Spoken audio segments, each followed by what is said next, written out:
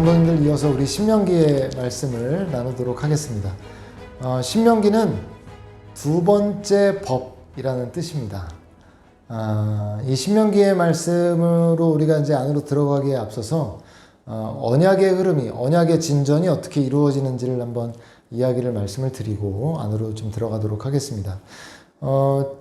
아까 민수기에서 나눴지만 아브라함과 맺었던, 창세기에서 아브라함과 맺었던 언약, 그걸 이제 족장 언약이라고 표현하겠습니다. 그 족장 언약은 이어서 이삭과 야곱 자녀들에게 쭉 이어지게 되고 결국 출애굽기로 넘어와서 이제 어떤 족장 개인의 성격이 아니라 이스라엘, 어떤 공동체적 성격, 그래서 이스라엘 그런 민족과 여호와 하나님 간의 그런 언약으로 발전된다고 말씀드렸습니다. 그 언약이 바로 시내산에서 맺었던 시내산 언약으로 발전되게 되고, 이제 그 언약은 오늘 신명기에 들어서서 모압 언약으로 나아가는 걸 저희가 알 수 있습니다. 언약이 족장 언약에서 공동체적 성격으로 시내산 언약으로 이루어지는 것은 우리가 그렇구나 할 수 있겠지만, 시내산 언약에서 모압 언약으로 갱신되는 이 과정은, 이 상황은 왜 또 필요했던 것인가, 우리가 질문을 할 수 있겠는데요. 성도님들, 우리가 아까 보았지만 출애굽한 1세대들이 광야에서 다 죽게 됩니다. 근데 성도님들 아시다시피 시내산에서 언약을 맺었던 그 세대들은 바로 출애굽 1세대들이죠. 그죠? 근데 그들은 광야에서 다 죽임을 당한 것이에요. 그리고 이제 출애굽 2세대들이 일어났는데, 이제 이들과의 이제 하나님과의 새로운 그런 언약. 그래서 그 언약을 모압 언약이라고 하고요. 그 언약을 통해서 이제 이 언약 백성이 앞으로 들어갈 그 약속의 땅에서 어떻게 살아가야 할 것인가에 대한 그런 내용들, 하나님 앞에 어떻게 신실해야 되는가에 대한 그런 내용들이 쭉 그들에게 주어지고 있는 것이죠. 그리고 출애굽 1세대들만 광야에서 모두 죽임을 당하고 만 것이 아니라, 모세가 죽임을 당하지는 않았지만 모세 또한 그 약속의 땅으로 들어가지 못하게 됩니다. 저희가 지난 시간에 아까 민수기에서 본 것처럼 그 반석에 명하여 물을 냈어야 되는 걸 쳐서 물을 낸, 혈기를 낸 것으로 인해서 약속의 땅에 못 들어가게 되죠. 그래서 모세의 입장에서는 이제 그 백성들을 그 약속의 땅에 이제 그들만 들여보내야 되는 상황이에요. 물론 이제 여호수아라는 지도자가 세워지게 되지만, 모세의 입장에서는 그들을 출애굽시키면서 지금에 이르기까지 그들을 이끌어온 그런 지도자인데요. 그들만 그 약속의 땅으로 들여보내는 모세의 심정은 그들이 여태까지 얼마나 실패를 반복해왔는지, 아까 민수기에서도 봤지만 계속해서 실패했던 그들의 모습을 알고 있는 모세의 입장에서는 정말 이들이 정말 약속의 땅에 들어가서 이 하나님의 뜻대로 이 모든 것들을 성취해낼 수 있을 것인가에 대한 마음의 그런 안타까움, 이런 좀 뭐랄까요, 그 백성들을 향해서 어떤 그래도 승리해 주기를 원하는, 잘 해주기를 바라는 간절한 마음으로 그들에게 이제 말씀을 전하고 있는 것이죠. 그래서 신명기는 크게 모세의 세 편의 설교라고 할 수 있어요. 이렇게 이해하면 신명기 쉽죠. 모세의 세 편의 설교라고 할 수 있어요. 그래서 모세가 간절한 마음으로, 모세는 그 땅에 들어가지 못하지만 이제 그 땅으로 들어가는 이스라엘 백성들을 향해 선포한 모세의 설교라는 거예요. 근데 이제 크게 세 부분으로 나뉜다고 말씀드렸는데, 세 편으로 나뉜다고 그랬는데, 이 세 편의 설교는 첫 번째 부분은 어떤 이스라엘의 과거의 내용을 모세가 이야기하는, 그래서 1장부터 4장까지는 어떤 과거의 이스라엘의 어떤 상황들을 이야기하는 모세의 설교 1편.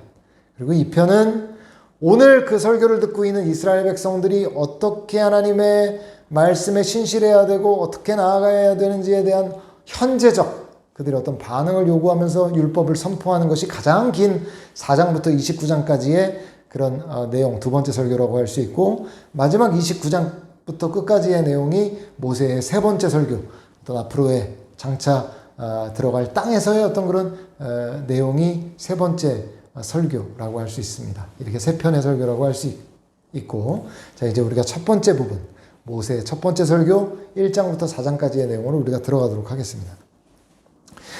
1장 2절에 보면 아주 핵심적인 구절이 나타나게 되는데요. 저희가 신명기 1장 2절을 같이 한번 읽으면서 들어가 보도록 하겠습니다. 같이 한번 읽어보겠습니다. 호렙산에서 세일산을 지나 가데스 바네아까지 10하룻길이었더라. 아멘. 성도님들, 여기에 지금 2절에 나오는 호렙산은 시내산입니다.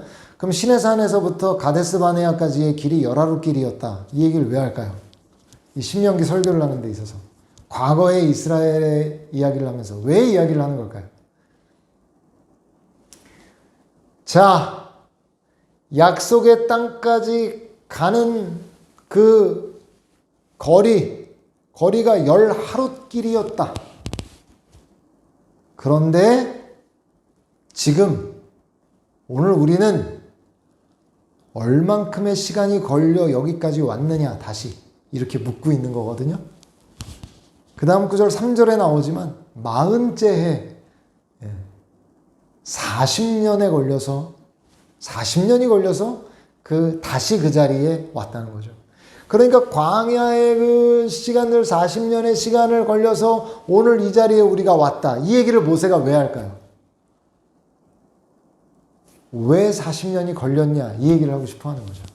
그래서 1장 9절부터 쭉 이어지는 그 모세의 과거의 설교는 어떤 내용이냐면은 우리가 이전에 방금 살펴봤던 민수기에서 그 가데스 바네아에서의 사건, 아까 민수기 13장 14장이 민수기에서 아주 핵심적인 장이라고 말씀드렸는데 그때 그 사건을 다시 한번 이야기하면서 그들의 실패를 다시 한번 상기시키는 거죠. 왜 말입니까?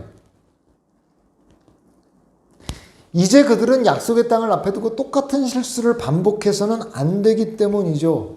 그래서 그 과거의 사건을 이야기하면서 4장에 들어서서 그러니까 너희가 그 언약 백성으로서 하나님의 말씀을 잘 듣고 그 규례를 잘 행해라. 그 하나님의 말씀 안에 거해라. 그래서 1장부터 4장을 마무리하면서 4장 부분에 모세가 계속 하나님의 말씀을 잘 지킬 것에 대해서 계속 강조해주고 있습니다. 그래서 1절에도 규례와 법도를 듣고 준행해라. 그럼 살 거다. 2절도 명령을 지켜라. 6절 지켜 행해라. 계속 나옵니다. 9절에도 내 마음을 힘써 지켜라. 13절에 여호와께서 언약을 너에게 반포하시고 너에게 지키라 명령하셨으니 곧 십계명이며 돌판에 쓰신 것이라. 14절 건너가 받을 땅에서 행하게 하려 하심이라. 자, 이렇게 너희가 이제는 들어가서 행해라. 이렇게 이제 권면하고 있죠. 자, 이게 첫 번째 부분이에요. 그럼 이제 두 번째 몸통 부분으로 이제 들어가게 되거든요. 그러면 신명기 몸통 부분은 무엇일까요? 너희가 지켜야 할 그 여호와의 말씀, 율법, 계명이 무엇인가? 너희가 그 말씀을 지켜 어떻게 신실한 백성으로 유지할 수 있겠는가에 대한 내용이 당연히 그 다음에 나오겠죠. 그래서 그 내용이 5장부터 29장까지, 29장 1절까지 이어지게 되는 거예요. 자, 그래서 5장을 보면은 이제 그 두 번째 설교의 서론이 등장하는데요. 그래서 시내산에서 맺었던 그 언약을 다시 이야기합니다. 우리 하나님 여호와께서 2절에 보면 호렙산에서 우리와 언약을 세우셨으니 3절 보면 이 언약은 여호와께서 우리 조상들과 세우신 것이 아니요 오늘 여기 살아있는 우리 곧 우리와 세우신 것이다. 이렇게 말합니다. 성도님들,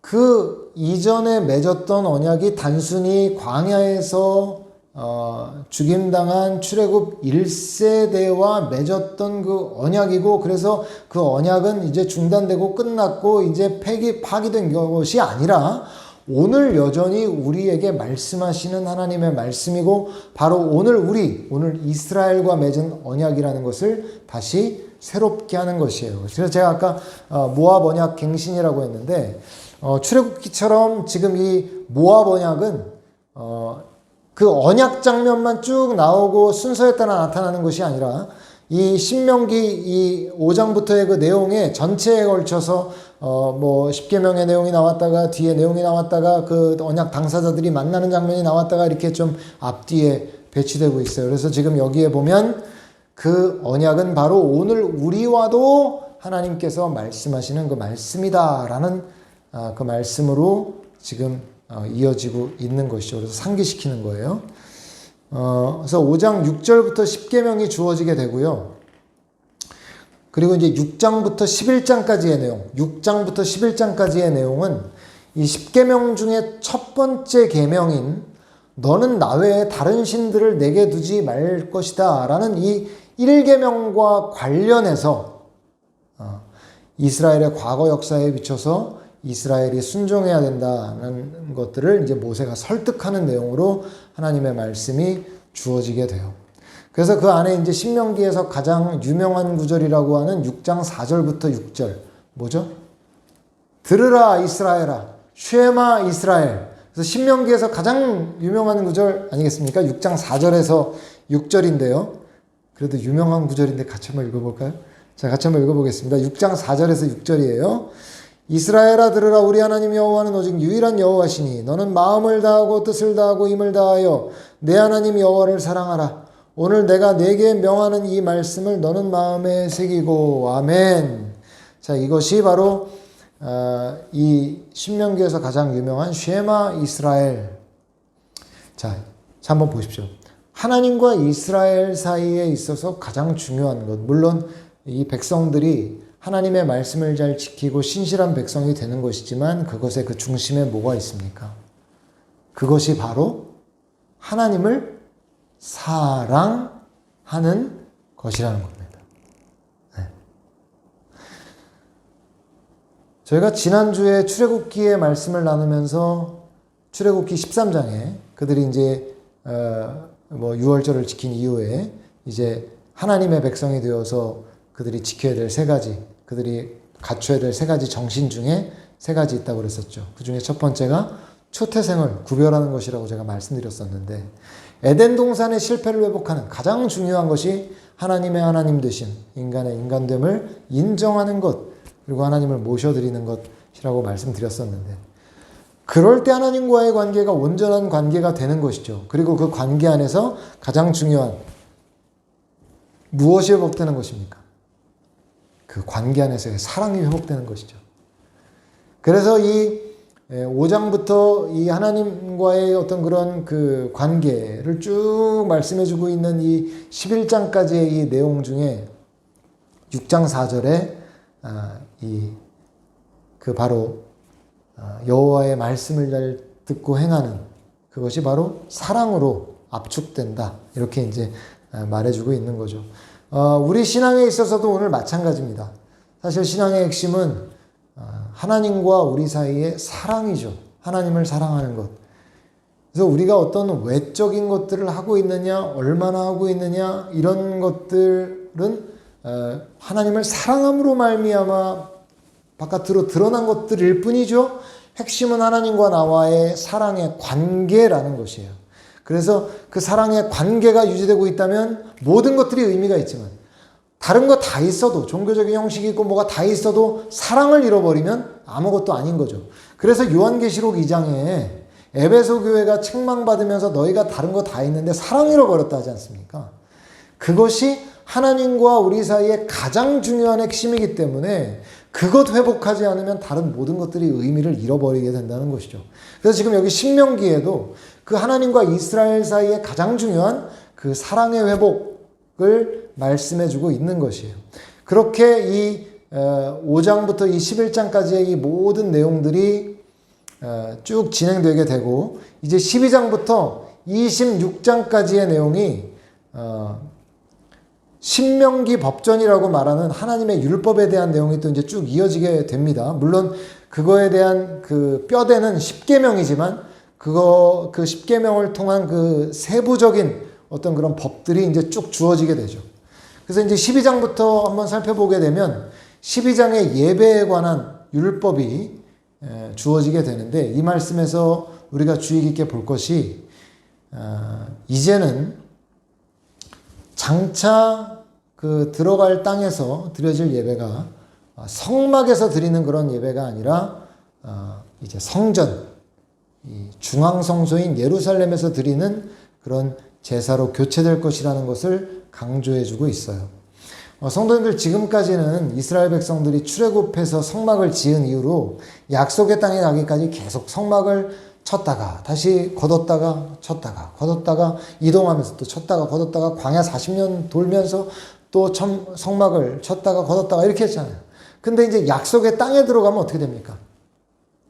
정착을 하게 되죠. 그리고 이제 성전을 짓게 되지 않습니까? 그렇게 되면 이제 예배가 어떻게 됩니까? 성막 체제일 때는 이곳 저곳에서 돌아다니면서 예배를 드리게 되었는데 이제는 어떻게 되냐면은 이제 중앙성소인 예루살렘에서 하나님을 예배하게 되는 그런 상황으로 이제 전개되게 된다. 이런 말씀이 주어지게 되는 거죠.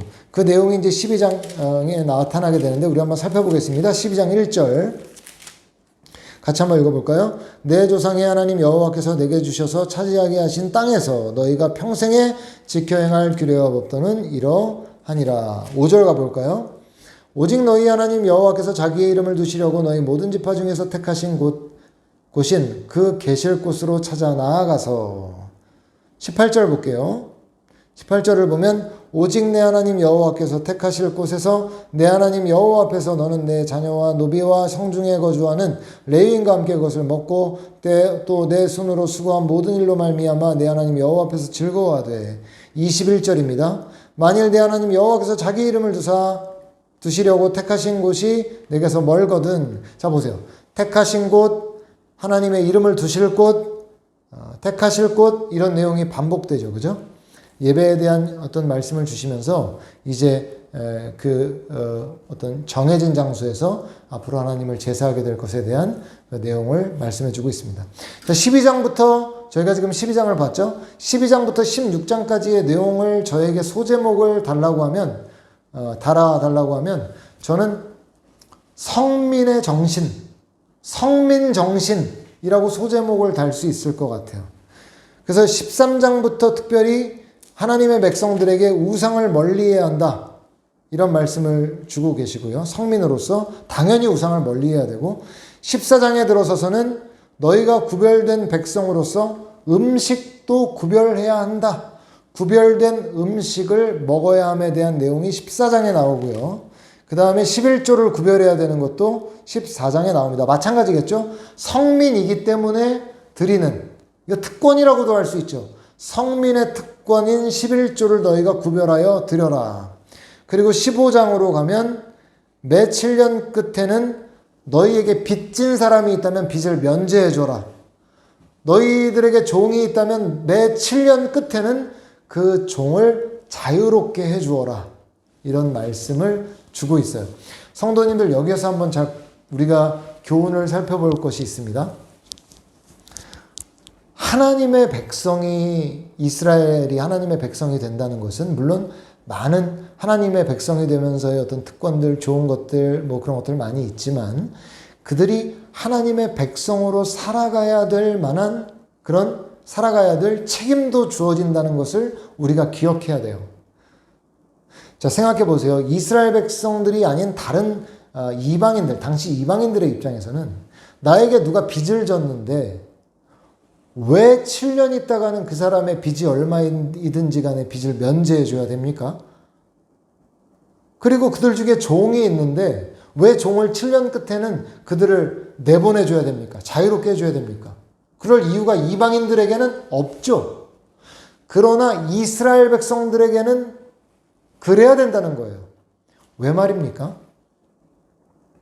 제가 12장부터 16장까지를 성민 정신이라고 했는데 성민으로서 어떻게 행해야 되는지에 대한 내용이 나타나고 있다고 말씀드렸는데 이스라엘 백성들이 하나님의 거룩하심과 하나님의 자비하심을 닮아서 이스라엘 백성들 또한 하나님의 자비하심과 같이 자비함을 베풀 수 있는 백성이 되어야 한다는 겁니다. 그래서 세상은 빚을 지고 그것을 7년이 지난다고 당연히 면제해 줄 이유가 없지만, 의무가 없지만 이스라엘 백성들에겐 그러한 요구가 주어지고 있다는 거예요. 이거 오늘 우리에게도 주시는 메시지가 많이 있다는 것을 기억해야 됩니다. 우리가 오늘날 크리스찬으로 살아가면서 하나님의 말씀을 믿고 따른다고 우리가 그렇게 여기고 신앙생활을 하고 있지 않습니까? 그런데 지금 세상이 교회를 비난하는 이유 중에 가장 큰 이유가 그들의 삶 가운데 하나님의 말씀이 드러나지 않는다는 그런 이유도 있습니다. 그들이 하나님의 백성이라고 하면서 하나님의 자비하심이라든지 하나님의 사랑이라든지 하나님의 은혜라든지 하나님의 용서 이런 것들이 그리스도인들의 삶 가운데 나타나지 않는다는 것이죠. 이것이 얼마나 두려운 일인지 우리는 생각해 봐야 돼요.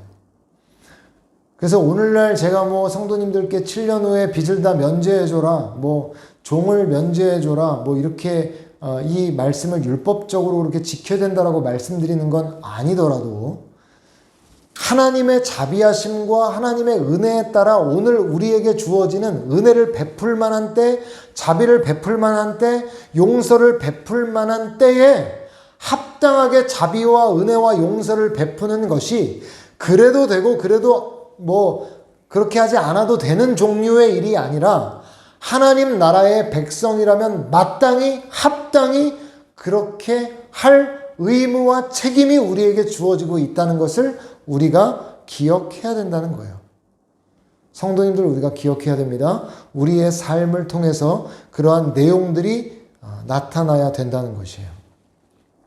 자, 이어 초태생을 구별할 것에 대해서 말씀하고 있습니다. 자, 성도님들 초태생 구별하는 것도 첫 것 11조 구별하는 것과 마찬가지로 처음 난 것을 구별하는 것이죠. 이거 힘든 것이라고 말할 수 있지만 제가 말씀드리지만 특권이기도 합니다. 성민이기 때문에 하나님의 하나님 되심을 인정하는 거죠. 오늘날 주일 예배를 드리고 11조를 드리고 우리가 각양 여러 가지의 어떤 의미로 첫 열매를 드린다거나 이런 것들이 힘들다 그런 것이 아니라 우리가 하나님의 성민이고 택함받은 백성이기 때문에 할 수 있는 특권이라는 것들 우리가 기억해야 되겠죠. 자, 16장에 넘어가서는 유월절을 지켜야 할 것과 초막절을 구별하여 지킬 것 또한 말씀해 주고 있어요.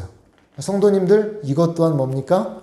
성민이기 때문에 성민으로서의 그들의 어떤 정체성, 우리가 어떻게 구원을 받았는가. 6월절의 정신이 그것 아닙니까? 우리가 어떻게 구원을 받았는가. 초막절도 그들의 어떤 구원의 과정을 떠올리게 만드는 그런 절기죠. 그러다 보니까 이스라엘 백성들로 하여금 너희가 어디로부터 시작됐는지, 성민으로서 너희가 어떻게 시작이 됐는지를 리마인드하라는 그런 절기이기 때문에 역시 성민 정신에 포함되는 말씀이라고 할 수 있어요. 이렇게 12장부터 16장까지가 성민 정신 이라고 말씀드릴 수 있겠고요. 자, 이제 16장 18절부터 18장 22절까지는 이스라엘 백성들 안에 특별히 지도자들에 대한 규례들이 나타나 있습니다. 그래서 그들이 재판장이거나 어떤 지도자들이거나 하나님의 아까 말씀드린 대로 하나님의 공정하심과 같이 재판하고 하나님의 정의와 공의를 행하고 하나님의 통치를 본받아 통치할 수 있는 그런 사람들로 이스라엘의 지도자들이 통치 권한을 행사해야 된다는 겁니다. 그러니까 이스라엘 백성들이 성민으로서 백성의 삶을 살아야 되는 것처럼 이스라엘의 지도자들 또한 지도자들로서의 합당한 하나님 나라의 백성의 그런 하나님 나라의 지도자들의 모습을 그들이 드러내야 된다라는 것이 18장까지가 그 내용이 나타나 있고요.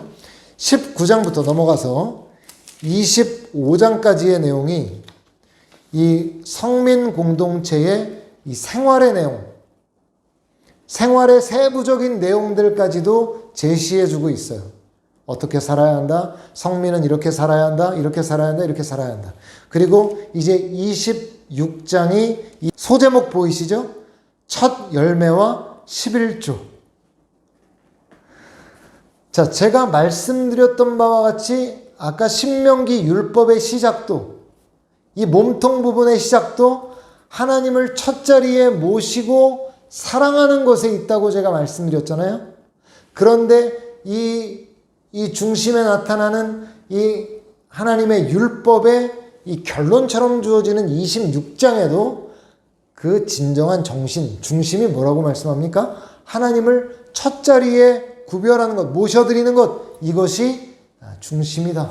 말씀드린 대로 에덴의 실패의 회복, 이것이 바로 이 율법의 정신, 하나님을 첫 자리에 모셔둔 일이라는 것이죠. 더 뒤로 가면 선악과, 그죠? 더 뒤가 아니라 선악과의 내용이죠. 더 구체적으로 얘기하자면 선악과의 실패도 하나님을 하나님의 자리에 계시도록 인정하지 않았던 인간의 죄악이었는데 바로 그것의 회복이라는 거예요.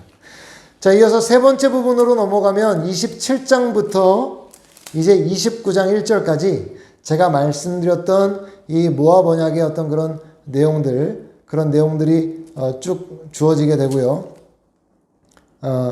그리고 이제 29장 2절부터 30장 이 뒤까지 이제 그들의 아까 말씀드렸듯이 맨 마지막 부분은 이제 이 이스라엘의 미래에 대한 부분을 세 번째 설교의 내용으로 담고 있다고 말씀드렸죠.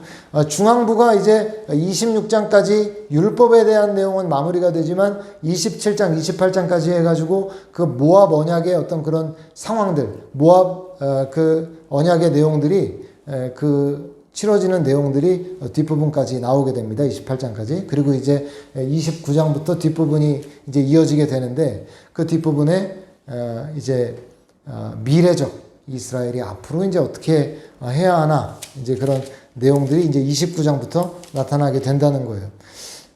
근데 여기서 이제 29장의 내용을 보면 이스라엘의 불순종의 역사를 미리 예견합니다. 그들이 결국은 하나님 앞에서 온전히 이렇게 행하는 것이 아니라 그들이 실패할 것까지 이제 30장에 또 넘어가면서 그들의 어떤 내용들을 말씀해 주고 있는데 30장에 보면 하나님의 은혜에 대한 어떤 강조가 얼마나 강하게 이렇게 빛을 발하고 있나 몰라요.